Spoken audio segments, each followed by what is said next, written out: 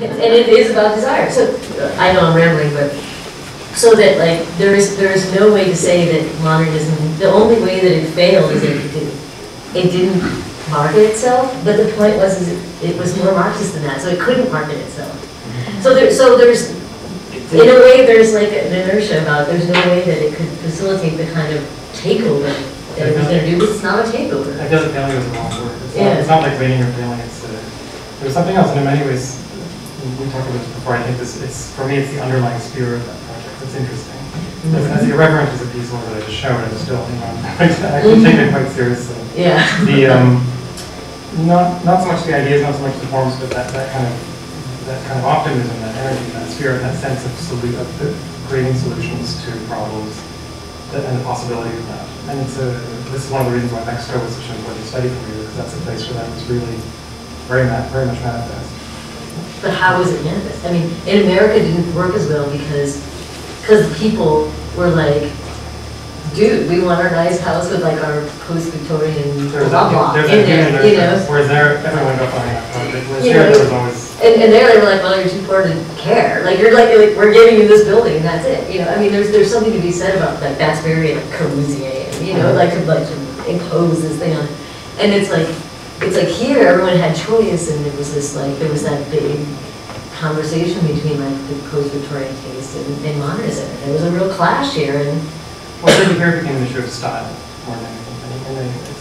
Yeah, and that kind of style sort of persisted. Whether the sort of underpinnings of that in terms of its ideological goals, even in a building like the one we're in now, has this sort of combination of some remnants of modernist ideals and a sort of combination of the architecture that's locally around here. But it's not the Schindler House, it's remnants, it's bastardized. Yeah. sorry the architect that that's In Mexico it was a government, you talk about this, Terence, in Mexico it was a government project. It was the government actually appropriating this language to create a modern Mexico. It became the official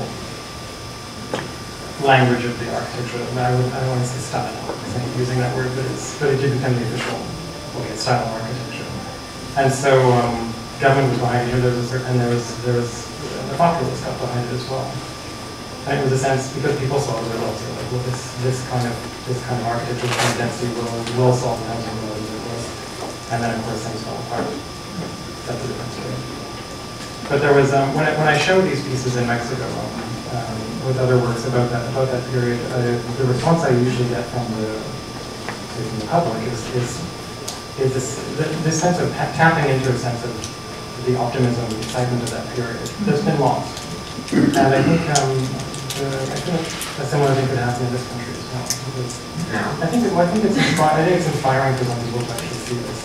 This material sometimes. It's like, oh, well, there's, and it's more the tapping into the energy and almost the emotions of that project.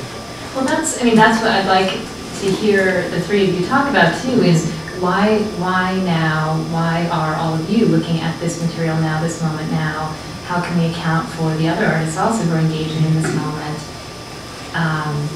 Briefly, I'd say because we live in very cynical times. Yeah. And there's a hope, you can go to this place to locate a hopefulness or or is it a model? I mean, is it a model for something? Not so much the forms and not so much the mechanism of that architecture, but maybe at least the energy that was there. Although, of course, it was eventually misdirected and sold out. Are you hopeful that these types of things can actually inform some sort of movement or practice really. now? I'm thinking more of like, I don't know, hang 'em high or something, like or like one of those, not the Sergio Leone movies, but like what's the movie where Clint Eastwood paints the whole town red? Do you know the one? It's not The Good, the Bad, and the Ugly, but it's one of those. High Plains Drifter. Thank you for Russell. Thanks, Russell. He's awesome in the show. He's got a beautiful piece. But that's the way I feel. That's the way I feel. I feel like High Plains Drifter. I feel like I'm painting the town red. But it's in a sense, it's like we're caught between like a douchebag in a high place, right? It's like, and that's the place I think that Wright was caught in. And that's the place I think that Gropius was caught in. I think that's, the Bauhaus, but these are different times that were cynical, so we're more punks. But it's like, here's Clint Eastwood, he comes into this town and there's people and they're getting robbed and pillaged. And then here's the people robbing and pillaging, and he's the maverick, sort of like appointee sergeant, like, all right, dude, like, see what we can make of this mess. And he paints the whole town